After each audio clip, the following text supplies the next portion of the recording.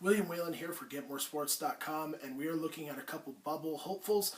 Teams moving in, teams staying firmly on the bubble, and two teams trending offwards. We are going to start with North Carolina State. The Wolfpack go into Chapel Hill and really turn in a masterful defensive performance, knocking off North Carolina in Chapel Hill.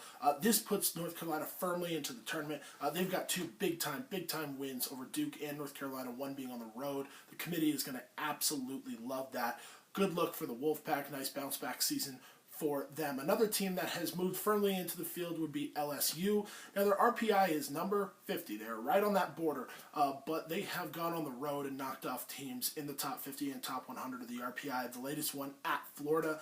So I like what I've seen from the Tigers. Obviously, Jerome Martin makes the rounds for his through-the-legs dunk in the middle of the game just recently. But this team, while they may be a bit undisciplined and a bit unreliable, they are talented, they are long, they are athletic, and they have been gritty enough to get some key wins on the road, which is the sign of a team that can do a little bit of damage in March, given the right path. A couple teams firmly on the bubble still. Number one would be the Boilermakers of Purdue. Their RPI in the high 50s. Not exactly a good look for a team that you're counting on to be in the tournament, but they've got a number of good wins, 4-3 against the RPI top 100. They've certainly got opportunities coming down the stretch here, going on the road to Ohio State and Michigan State, and then hosting Illinois at home in the regular season finale. If they can go 2-1 in that stretch, I love where they're going to be at, because that means they picked up a really good tournament quality road win. If they go 0-2 on the road and then take care of Illinois at home, I still think they might have to get another one or two in the Big Ten tournament to really feel good about things. But regardless, great bounce back job by the Boilermakers. That program really came a long way in terms of improving this year and getting back to kind of the ways that they had been in the past. Going back to the SEC real quick, talking about LSU, a team that has beat them twice is Texas A&M. So when you look at the Aggies, that gives them a top 50 road win, but is barely a top 50 win at all in the RPI. And that is the only team they beat that is in the top 50 of the RPI. So the Aggies still have a little bit of work to do. They've got two big-time games coming up where they travel to Gainesville to take on Florida, and then they're going to host Alabama at home. I think you got to win both of those. You need to pick up a top 100 road win. You got to get something on the road to point to and say, hey, that's a really good win for us. Build our resume, put it in front of the selection committee. And then, of course, Alabama would be another top 100 win if they could get it, and that one would be in College Station. The Aggies, again, firmly on the bubble, just like Purdue, but with a chance to move off of it and into the tournament with just one or two more wins. I know a lot of bracketologists have them in the tournament right now. I think they're pretty darn close. Two teams that bracketologists have in the tournament that I am not as high on. The first one would be the UCLA Bruins. Their RPI is in the high 40s. They do not have an impressive road win on the year. They are 6-11 against the RPI top 100. To me, that doesn't say tournament team. It really doesn't. It doesn't say tournament team. It says a team that is average, that beat a couple teams that they shouldn't, at least numbers-wise, and lost to some teams that they absolutely had no business losing to. And that is the story of this year's UCLA team.